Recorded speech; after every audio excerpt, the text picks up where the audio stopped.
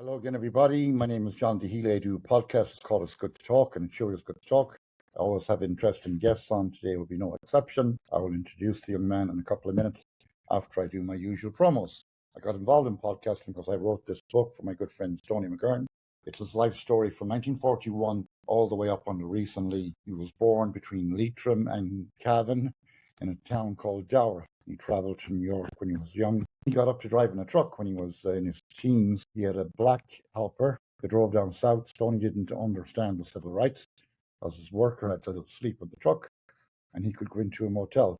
That was all during the times of Martin Luther King and civil rights.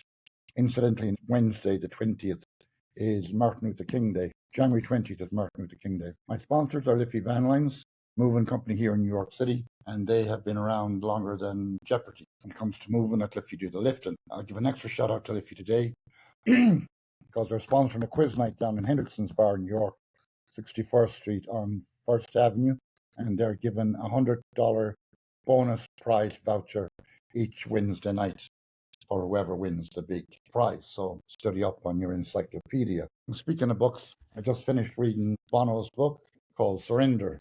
I'm a big fan of Bono. I always have been. I know some people don't like him for no particular reason. They don't. If you ask them why they don't like him, they don't even know why they don't like him.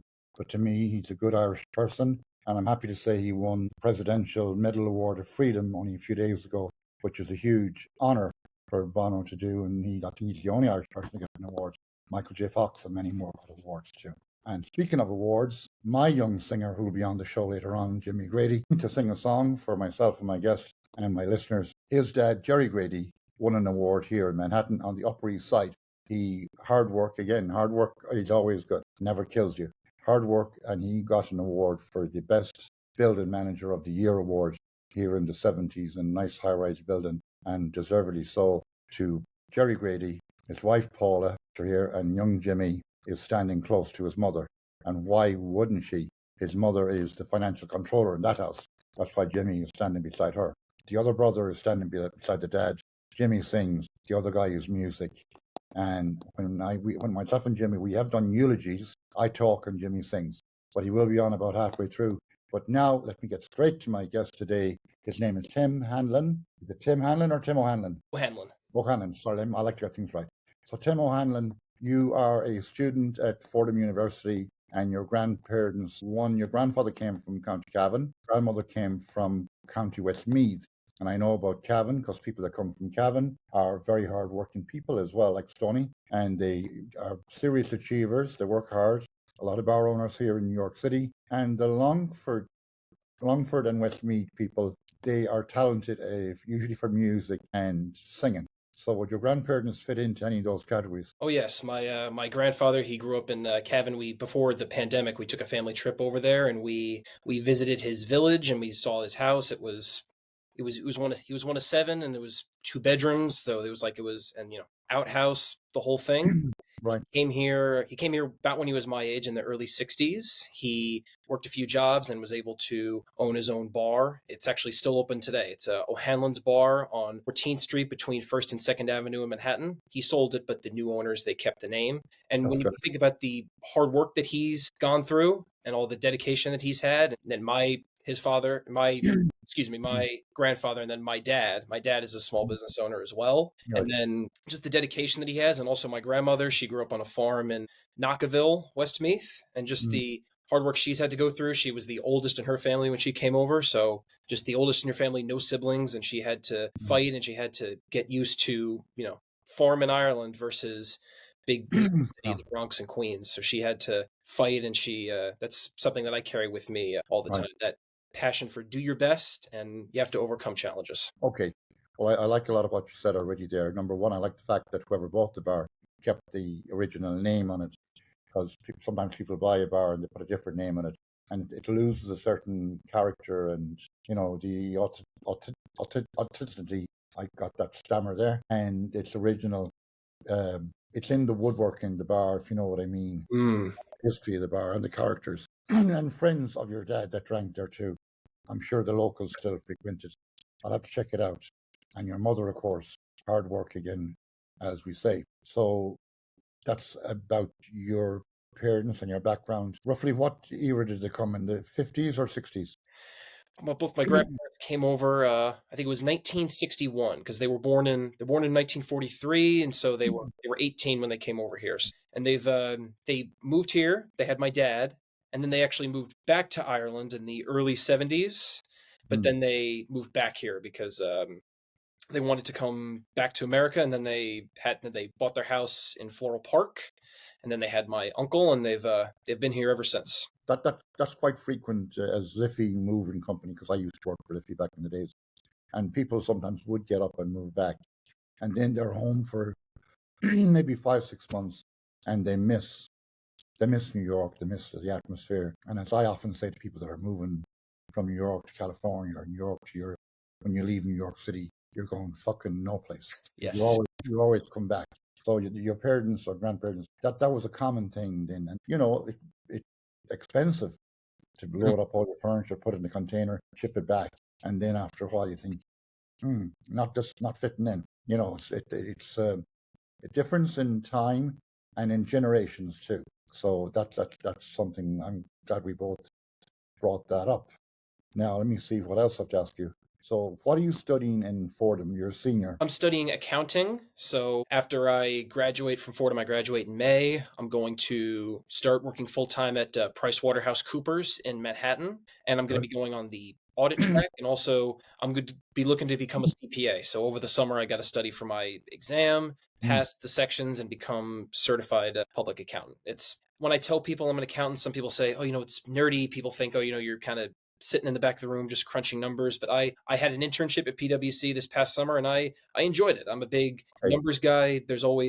I like that there's an answer to every question. There's always go through the records, go through everything. And I'm looking forward to that opportunity. And Fordham has been great with all the classes. All the classes that I've taken, has helped me prepare for my internship, helped me prepare for the CPA exam. And it's just an incredible opportunity. And I would not be here if it wasn't for my grandparents and my parents just saving, giving, doing the best they can. I have one more question for you. Like when I went to university in Galway, Michael D. Higgins was my professor, and at the second year, I think I had an option of going either marketing, accounting, or public relations. I think I choose marketing because I thought that the accounting, not for me. I thought it might be boring.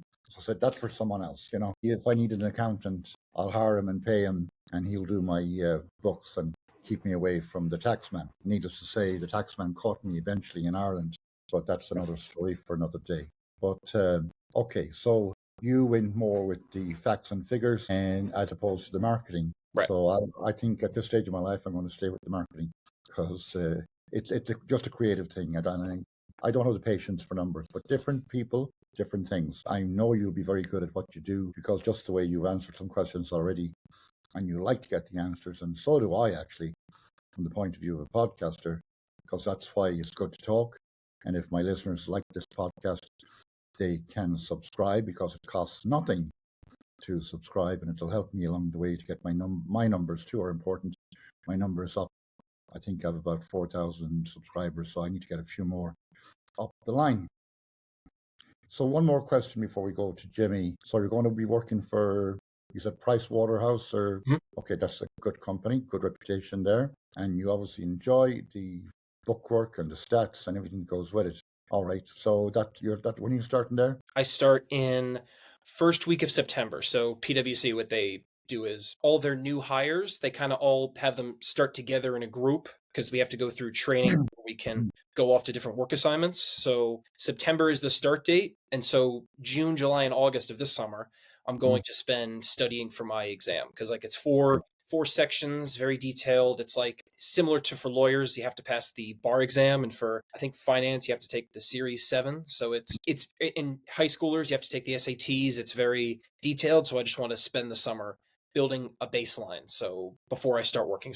One more question, and then I'll get Jimmy to sing something. Jimmy, get ready. Jimmy, come on. 1 second. To get into that job, the interview process, do they check your background to make sure you're not a criminal? Oh yeah, they check that. I remember for when I filled it out, they check for obviously like your grades in college, are you any activities, and I think you check a box on the application like, do you have any criminal background? I'm not sure if there are specific crimes that they're looking for, whether maybe some might be okay, some might not be okay for Right. in order for you to work there. But I think it depends on the firm. It depends on your status of your crime, how long ago it was, the Right. circumstances. But Okay. I don't know all about that, but I think it's just on a case by case basis, I would think. Case by case. That makes sense. Okay, we'll get Jimmy. Jimmy, sing a song for Tim O'Hanlon and myself and the guests. Jimmy, you can sing whatever you want. We're all related. He's a good little singer. He's only 13 years old. I'll tell you one thing, he won't be doing marketing or accountancy. He'll be a professional singer. So back to you, Tim, in 1 second. Last night I dreamed you were back again, larger than life again, holding me tight again, placing those same kisses on my brow, sweeter than ever now. Lord, I remember how couldn't get enough of kissing. Do you know how much you're missing? No, you don't, but I do. The days like a slow train trickle by, and even the words that I write refuse to fly. All I can hear is your song haunting me.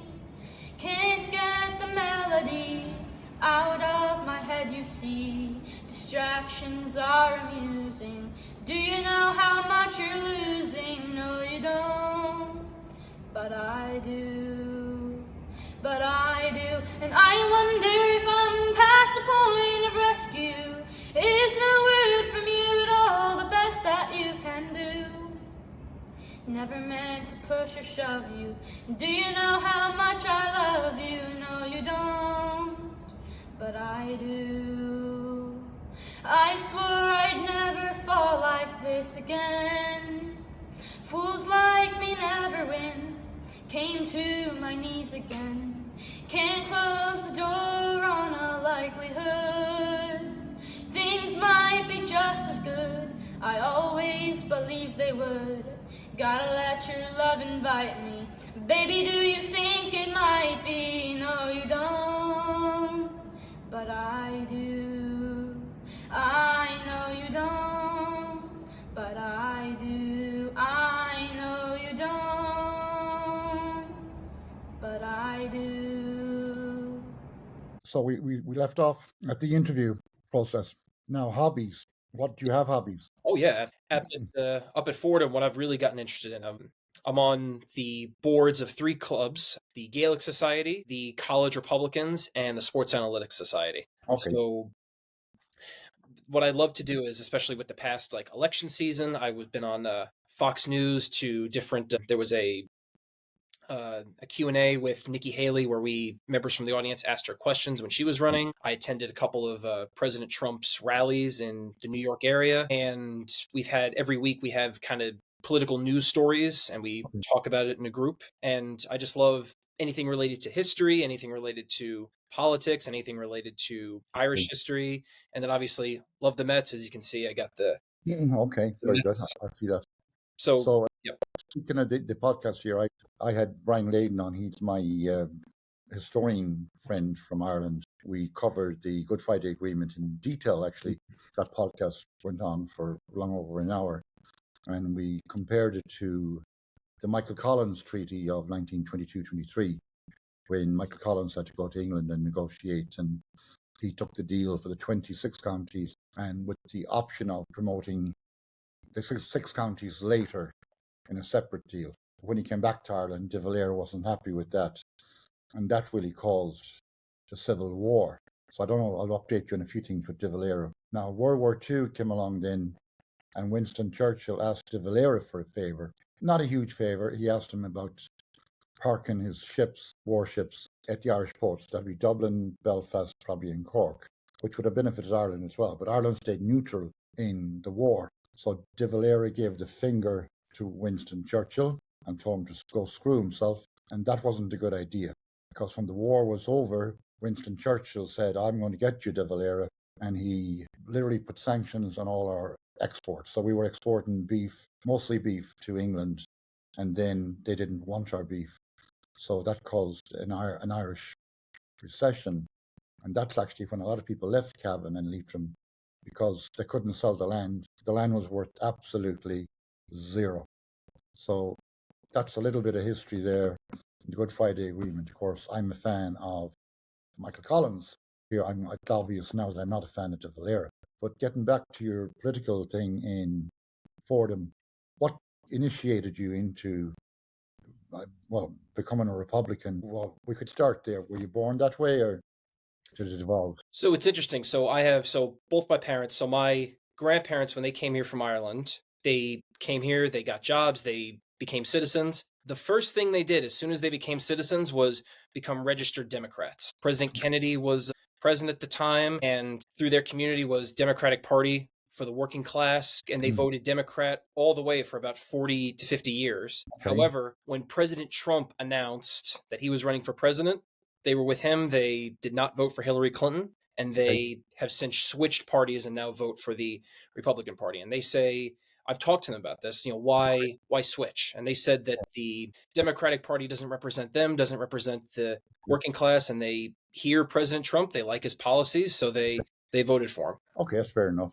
When I was in university in Galway too, I was a founding member of the Young Fine Gael party, Fine Gael being one of the leading parties, well, third now in Ireland at the time, but I did switch into Sinn Féin later in my life, okay? And the recent election, I know people want to know some facts. I'll come to that in a second. I know I've got something. Is Fianna Fáil now are ahead just by a margin. Sinn Féin are second, and then Fine Gael, but they need a coalition to form a government of the 88 seats. And Fianna Fáil and Fine Gael will do anything to keep the Sinn Féin party out. So they will obviously go together, but they need a couple of independents.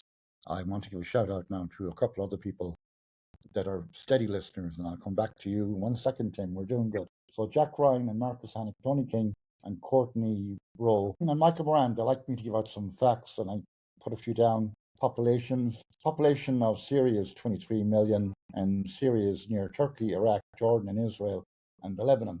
And the population of New York City, yes, 8.2 million. Population of Ireland, 5.2 million, and Northern Ireland, 0.9 million, okay? So I'd like Northern Ireland to join Southern Ireland so we'd have a united Ireland. And I'm hoping that will happen in 2030 under the leadership of Sinn Féin. Because after all, down the years, people died for Ireland. And I'm sure your grandparents sent money back to help the cause. I bet they did. So let's see. So I'm getting back to the politics of Trump. I mean, I'll tell you mine if you tell me yours. Who is your favorite of his team running into 2025? Of his part of his administration, who's his favorite member? Yes. I like J.D. Vance. I like his vice president. He wrote a book called Hillbilly Elegy of him talking about growing up in Ohio and West Virginia, and him coming from, his mother was a drug addict, not a lot of money, very poor region of the country, and yet he was able to work his way out, and then he went to Yale Law School, got his law license, and then he ran for the Senate a couple years ago. I like him. I thought he had a great vice presidential debate. Right, that's impressive. Very impressive. Like Vivek Ramaswamy, I like his candor, just the way he speaks. He's a son of Indian immigrants, also from Ohio. And just the energy that he speaks, I've heard his speeches, and he's all about government efficiency. So one of the things that Trump pointed out is that there's a lot of government workers that are non-elected officials in the departments in Washington, D.C., and they make a lot of policy that we don't know about, and they don't answer to us because they don't run for office. So we can't vote them out. And that's one of the things that he's talked about in his administration. Two good ones, I think. Yeah, definitely.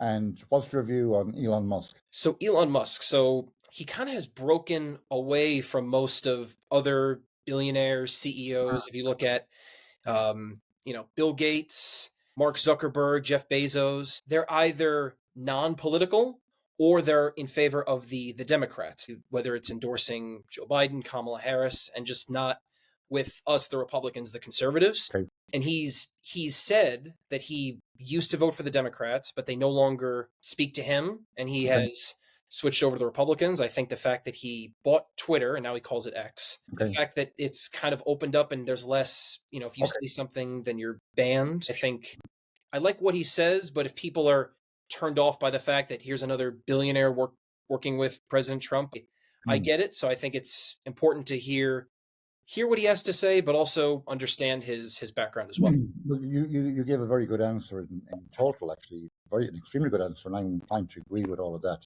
It's almost like someone hiring an expert to do your work for you, okay? I'm in favor of that because I ran businesses myself. I can imagine running my restaurant in Ireland. I brought in the top people to train my chefs in the kitchen, to train my waiters and waitresses. So it meant we had a fully qualified team trained, and it makes a difference when you walk in. You see how the table is set and cleaned, and you see how the food is presented, etc., etc. So I kind of like him to that point of view, but it's kind of unusual for a white South African to be here in America telling us what to do. Right. And lately as well, he's telling the English government what they should be doing. Yes. Two marks against him, like putting his nose into things that are not directly his field, and maybe he has I know a little bit about everything, but I'm no fucking genius, I can admit that. So I don't know everything about everything. So, before I think someone should step in and say, oh, you're doing it wrong. Well, if you are telling me I'm doing it wrong, you tell me how to fix it. Don't give me a problem and say you can't fix it. So Elon is a bit like that with all the rocket man shit and that goes with it. Right. But anyways, if he can make the system more efficient, if he can reduce the costs of everything across, there's a lot of waste. Yes. In every government. I mean, serious amount of waste. In the pharma world, the pharmacy world, I mean, look at the medical system is really a mess for no particular reason, and it just dwindled into that way with the insurance, that young guy, that shot guy a few weeks ago. I mean, I know it probably turned a light on people and said, what the hell? But when people are being turned down for serious procedures because the insurance company says, oh, we don't cover that, so you're screwed. In other words, go home and die. So that's one area I would hope that the new government coming in under Donald Trump, of course, that they would address those problems. And I know I mentioned slavery earlier on by mentioning Martin Luther King. Well, the slavery originated by a shortage of labor in America. That's why big farmers wanted to buy slaves to work on the land. And all of a sudden then they didn't want them and they're racist and all that. So I would like to see a bit of the racism thing go away as well, because we all have to live together. It's one small world. There's enough food on the planet to feed everybody. So let's see what else you're involved in your university. You mentioned something else there that I didn't catch. Well, Sports Analytics Society. Okay, explain that to me, please. So within sports, within baseball, basketball, American football, there's all these stats. So for baseball players, pitchers, how many strikeouts do you throw? Hitters, how many home runs, RBIs, singles? And for basketball, how many baskets do you have? Rebounds, turnovers, football, passing yards, rushing yards. And so what we do is we collect all the data from different sports teams, and then we compile spreadsheets, computer algorithms, and we come up with a way to predict what might happen in a game in a given situation. And then also come up with a way to value players based on their performance and different statistics that don't get as much attention. And so I'm get very much into that. So for those of you that watch baseball games, sometimes you see scorecards. I keep a scorecard for every Met game I go to. So it's it's this fun little hobby. It's almost because especially because politics, sometimes it gets heated, it gets upsetting sometimes. No, I understand. That's totally. I did have another. Speaking of sports, I had Declan Murphy on here. He's a famous Irish jockey who wrote a book, was on this podcast too for a long time actually, because the horses trampled him and he was left for dead. So it's a very interesting book. But I remember asking Declan, I think, if not on the podcast but off, does he bet on horses? And he said no, he doesn't. So do you gamble? I personally don't gamble. Because I feel like I'm the type of person where if I gamble, I'm going to be nervous and upset if I lose, and it might cause stress. Whereas with me, because baseball, it's very calming for me. I just love to just sit there, relax, watch the game. But a lot of people do, and even now with gambling on their phones, like somebody hits a single, or if how many yards a football player gets. Like there's all different ways to bet, and it's not for me, but a lot of my buddies do it. And one great thing about baseball is you go to a Mets game, or you go to Donovan's Pub, which I'd love to talk about in Queens, one of my favorites. You talk about baseball. Doesn't matter whether you're a Democrat, a Republican, whether you like Trump, whether you don't like Trump. Good conversation. Just talk about baseball. It's very relaxing that everybody can get behind. I like the way you said it too, because I'm a great believer in that too. You could have a good friend who doesn't agree with you on everything, but he's still your friend, when it's all put aside. But there's one thing you have in common with Donald Trump.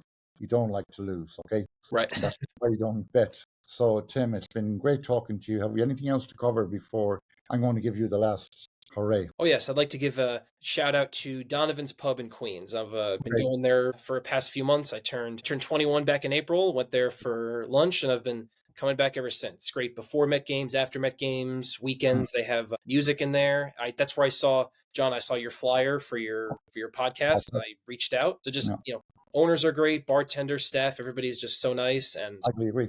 Everybody. Well, I'm a member of the Mayo Society of New York, and Kieran McAndrew is the president of the Mayo Society. Maureen Gibbons is the vice president, and they have a meeting there the second Tuesday of every month. And so I'm in Donovan's second Tuesday of every month as well. So I have there. And I also met Dahi, is a teacher of the Gaelic language. He's from Queens as well. And he found me out there as well. And I had him on because my first language is Gaelic. That was my language I was born with, of course. But thanks to the Queen of England, she taught me how to speak English. And now I speak better English than the Queen of England. Well, of course, she did. But so Dahi is still doing teaching in classes. And I learned how to pronounce Sunnyside and Woodside Oscalia, which is interesting in itself too, because the Irish language is very interesting. And I forgot to ask you about your involvement with St. Patrick's Day. You organise events too. Oh yeah, I was the events coordinator for the Gaelic Society, and what we do is we usually in the fall semester we go to an Irish pub. We've been to New Rochelle, we've been up to Yonkers, McLean Avenue, and our Irish dance team. What they do is they get ready for their big competition, so they perform there, and then after that, in the springtime, we march as a big group with Fordham in the St. Patrick's Day Parade. So we've done it the past few years. We look forward to doing it again this year. Last time there were a couple hundred of us. It was a big group. Well, your parents and grandparents and everyone in your family, Johannans, they should be very proud of you because you really have kept your heritage, You've kept everything of the values and the qualities of being a proud Irish man, which I'm assuming you have to agree with. I know you were born in the USA, but you still have your Irish roots, of course. One last question. Did the religion transcend with you from Ireland, your parents, grandparents? In other words, do you go to Mass once a week? 100%. Love going to Mass. Go to Fordham, we have a church, and if I'm in Queens, St. Sebastian's across from Donovan's, and then Long Island when I'm home, my childhood parish, of course, St. Joseph's. Love going to Mass. Great way just to reflect, say prayers for the upcoming week. It's important. I'm a big advocate for having a faith, whether it's I'm Catholic, but if you having some type of faith, a big advocate for, because you realize there's something bigger than yourself. And I find it very peaceful to be a part of that. And that's something that if I'm ever fortunate enough to get married and have kids, it's something I want to continue as well. Well, I hope that'll happen for you too. Over the Christmas, actually, someone brought me a gift of, you would not believe this. I have a lot of books to catch up on. Someone gave me Bonald's book, and someone gave me another book and another book to read here, an Irish book that's coming up in the podcast too.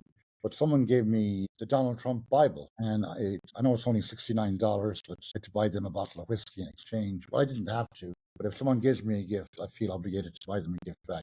So it was kind of a good swap, I guess, because I'm sure the whiskey is gone, but I have the Bible. I haven't read it yet, but I'm unsure where to start.